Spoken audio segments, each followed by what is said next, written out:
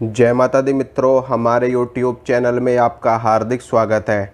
Comment में मुझसे एक हमारे सब्सक्राइबर हैं और उन्होंने ये प्रश्न पूछा था कि ये जो तंत्र मंत्र करने वाले लोग होते हैं, जब ये किसी व्यक्ति पर घायल छोड़ते हैं या फिर घात छोड़ते हैं, किसी विशेष व्यक्ति के नाम से, किसी विशेष व्यक्ति की जन्मतिथि से या फिर उसके किसी भी वस्त्र से, फ़ोटो से या जैसे भी वो छोड़ते हैं, तो क्या ये जो घायल होती है या फिर ये जो घात होती है ये उसी व्यक्ति तक सीमित रहती है या फिर ये पूरे परिवार को अपने लपेटे में लेती है? और यदि वह व्यक्ति इस घायल से, इस घात से समाप्त हो जाता है, तो क्या इसका असर ख़त्म हो जाता है या फिर ये उस परिवार में विचरने लगती है और उन सभी परिवार के लोगों को नुकसान पहुंचाती है? ये उनका प्रश्न था। तो उनके प्रश्न का भी जवाब मैं आपको यहाँ पर देता हूँ और आपको ये भी बताऊँगा कि आप किस प्रकार से इससे अपना बचाव भी कर सकते हैं।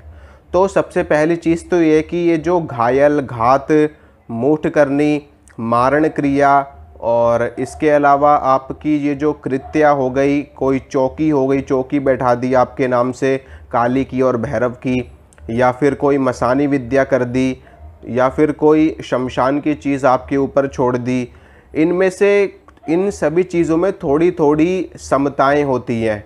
ठीक है, थोड़ा थोड़ा सा फ़र्क होता है, बाकी लगभग चीज़ें सेम सी होती हैं, सिर्फ थोड़ा सा कहने का अंतर हो जाता है। तो मैं आपको ये बताना चाहता हूँ कि अगर किसी व्यक्ति के ऊपर किसी के नाम से अगर कोई चीज़ छोड़ी जाती है, तो वो व्यक्ति निश्चित रूप से उस व्यक्ति पर सबसे पहले अपना असर दिखाती है। जब भी वो व्यक्ति उस चीज़ को अपने ऊपर महसूस करता है, तो ये चीज़ क्या करती है कि उस व्यक्ति को धीरे धीरे अंदर ही अंदर से खोखला करना शुरू कर देती है। ये निर्भर करता है कि किस प्रकार की शक्ति छोड़ी गई है और किस पर्पज़ से छोड़ी गई है। अगर उस व्यक्ति को मारने के पर्पज़ से छोड़ी गई है, तो ये चीज़ जब तक उस व्यक्ति को मार नहीं देगी तब तक ये चीज़ नहीं हटती उसके शरीर से, उसके काम से या जैसे भी।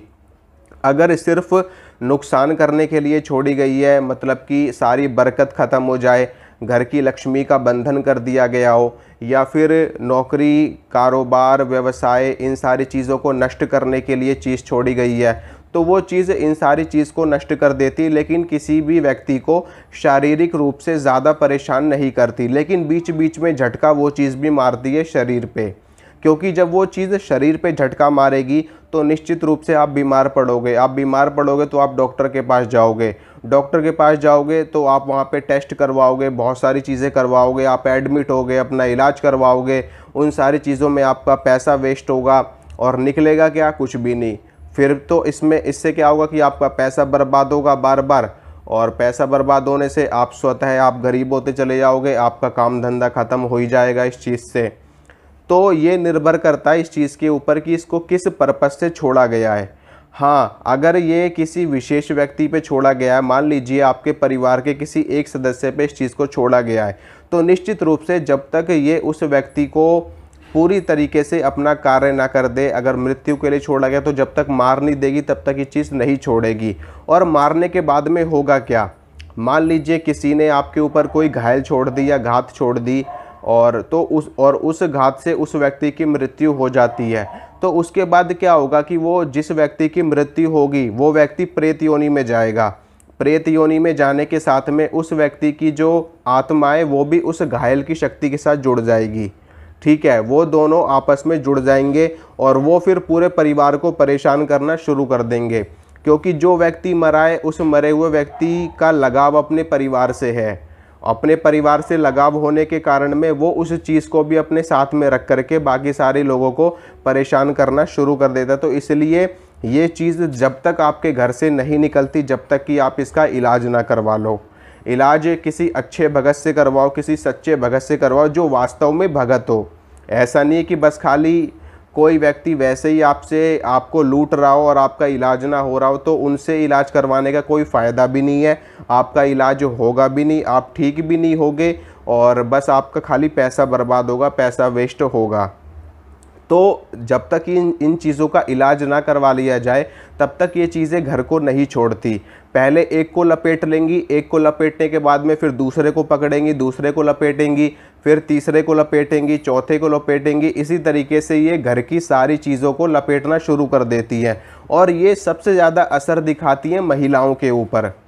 ये जो चीज़ें होती हैं कि ये कराई की, मारण की, तंत्र मंत्र की चीज़ें होती हैं, ये महिलाओं पे अपना असर बहुत अच्छे तरीके से दिखाती हैं।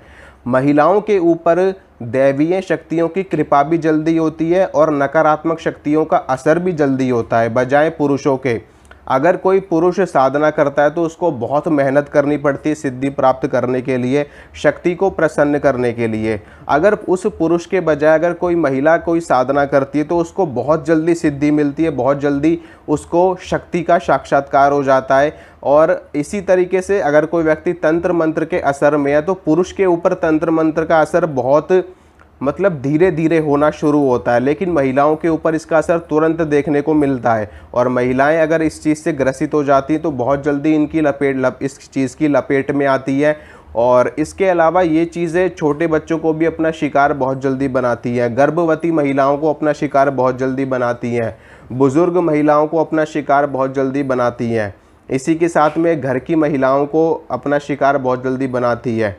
तो अगर किसी के नाम से छोड़ा गया तो उस व्यक्ति पर तो जाएगी जाएगी, साथ में परिवार में भी ये चीज़ें असर मारती हैं। क्योंकि होता क्या है, जब मान लो परिवार में 5 लोग हैं, उनमें से किसी एक व्यक्ति पे किसी ने तंत्र कर दिया, अब उस एक व्यक्ति की वजह से सारे परिवार वाले परेशान हैं, तो वो जगह जगह भागेंगे, डॉक्टर के पास भी भागेंगे, भक्तों के पास भी भागेंगे, तांत्रिकों के पास भी भागेंगे।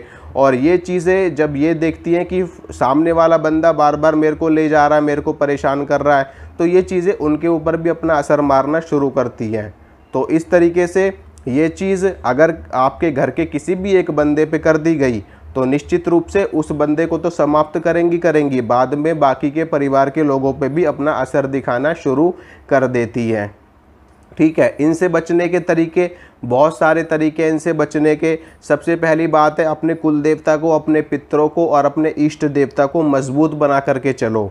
उनको समय से भोजन दो, अपने इष्ट देवता को, अपने कुल देवता को और अपने पितरों को उनको टाइम टू टाइम भोग प्रसाद दो ताकि वो शक्तिशाली बने रहें। उनकी पूजा, उनकी सेवा टाइम टू टाइम होनी चाहिए। अगर आप उनकी सेवा पूजा टाइम टू टाइम करते रहेंगे तो उनको शक्ति मिलेगी, उनको शक्ति मिलेगी तो वो इन चीज़ों को आपके घर में प्रवेश करने नहीं देंगे। जैसे ही कोई तांत्रिक कोई क्रिया करेगा भी तो ये सभी देवी देवता आपके घर के मिल करके उन चीज़ों को वापस से पलट देंगे उसी की तरफ को। ठीक है, उसी का नुकसान हो जाएगा, आपके ऊपर ये चीज़ें असर नहीं करेंगी। दूसरी चीज़, जो लोग गुरु मंत्र का जप करते हैं उनके ऊपर इन चीज़ों का असर नहीं होता। जो लोग गुरु मंत्र का जप करते हैं, नियमित रूप से करते हैं, ऐसा नहीं है कि आपने गुरु से मंत्र तो ले लिया लेकिन आप उसका जप नहीं कर रहे। अगर आप गुरु मंत्र का जप कर रहे हैं अपने गुरु के आदेश के अनुसार तो निश्चित रूप से आपके ऊपर किसी भी तंत्र का असर होगा ही नहीं, चाहे कोई कितना भी बड़ा तंत्र क्यों ना कर दे। अगर कोई तंत्र करता भी है तो सबसे पहले उस मंत्र के देवता वहाँ पर खड़े हो जाते हैं और उस व्यक्ति के, उस शिष्य के गुरु वहाँ पर खड़े हो जाते। तो मतलब ही नहीं है कि गुरु के आगे कोई भी चीज़ आकर के हाजिर अब नुकसान पहुँचा दे। ठीक है, इसके अलावा जिस घर का वातावरण सदैव सात्विक बना रहता है, यानी कि जो लोग मांस मदिरा का सेवन नहीं करते, आपने देखा होगा हमारे भारत में बहुत से ऐसे हज़ारों लाखों लोग ऐसे हैं, करोड़ों लोग ऐसे हैं जो मांस मदिरा का सेवन नहीं करते। यहाँ तक कि कितने लोग तो ऐसे हैं जिनके घर में प्याज लहसुन तक नहीं बनता। तो सात्विक लोगों के घर में ऐसी चीज़ें प्रवेश नहीं करती जल्दी से, क्योंकि उनके घर पे पहरा होता है देवी देवताओं का, वहाँ पर पार्षदों का पहरा होता है। भगवान विष्णु के जो भक्त होते हैं, भगवान विष्णु के पार्षद उनका पहरा करते हैं, उस परिवार की रक्षा करते हैं। हनुमान जी महाराज का वहाँ पर पहरा होता है। इसके अलावा जो शैव संप्रदाय के लोग होते हैं, भगवान शिव के दूतों का वहाँ पर पहरा होता है। तो आपको सात्विक बन करके रहना है, पूजा पाठ जप तप करते रहना है, नियमित रूप से व्रत उपवास करते रहना है और अपने इष्ट देवता, अपने कुल देवता और अपने पितरों को मान करके चलना है। निश्चित रूप से अगर आप इन सारी चीज़ों को मान करके चलोगे तो किसी भी शक्ति में इतनी हिम्मत नहीं है कि वो आपके परिवार के किसी भी सदस्य को नुकसान पहुंचा सके। हाँ, अगर थोड़ा बहुत झटका लगता भी है तो उससे आपको कोई गंभीर नुकसान नहीं होगा, थोड़ा बहुत असर होगा, थोड़ा बहुत आप बीमार पड़ सकते हो, थोड़ी बहुत आपको कहीं चोट चपेट लग सकती है, लेकिन आपको गंभीर नुकसान कभी नहीं होगा। मृत्यु तो बहुत दूर की बात है, चोट भी लग जाए तो बहुत बड़ी बात है, वैसे नहीं लगती। जो लोग भजनानंदी होते हैं, जो लोग अपने इष्ट देव के मंत्र का जप करते हैं, जो लोग गुरु मंत्र का जप करते हैं, जो लोग साधनाएं करते हैं, उनके चारों तरफ ऑटोमेटिक ही सुरक्षा कवच होता है। उनका आभामंडल इतना स्ट्रांग होता है कि कोई शक्ति उसमें प्रवेश कर ही नहीं सकती। हाँ, परिवार में असर डाल सकती है, परिवार को नुकसान पहुंचा सकती है, लेकिन फिर भी उस व्यक्ति की ऊर्जा पूरे परिवार की रक्षा करने में सक्षम होती है। क्योंकि घर के अंदर जो मंदिर होता है, घर के अंदर जो मंदिर होता है, चाहे वो छोटा हो चाहे वो बड़ा हो, अगर वहाँ पर पूजा पाठ हो रही है तो और उस मंदिर में जितने भी देवी देवता विराजमान है वो उस घर के देवता होते हैं और वो पूरे घर की प्रोटेक्शन करते हैं, पूरे घर की सुरक्षा करते हैं। तो इसी तरीके से आपको अपने घर के पूजा घर में नियमित रूप से पूजा पाठ जप तप करते रहना है, उनकी शक्ति लगातार बढ़ाते रहना ताकि वो आपकी सुरक्षा कर सकें। ठीक है मित्रों, आशा करता हूँ आपको समझ में आ गया होगा जो मैंने बताया है, और इसी के साथ में जिन्होंने ये प्रश्न किया था उनको भी इसका उत्तर मिल गया होगा और बाकी लोगों को भी ये सारी चीज़ों का जवाब मिल गया होगा, आपको समझ में आ गया होगा। इसके अलावा आप लोग गूगल लोबान पीली सरसों, गूगल लोबान पीली सरसों और थोड़ा सा देसी घी और 2-3 बताशे, 1 लौंग का जोड़ा, 1 इलायची का जोड़ा, इसकी धुनी भी अगर आप अपने घर में करते हैं मंगलवार और शनिवार को तो भी आपको लाभ मिलता है। तंत्र मंत्र, चौकी, घात कृत्या, मूठ करनी, मारण, इन सभी क्रियाओं में, ठीक है, इससे भी आपको लाभ मिलता है।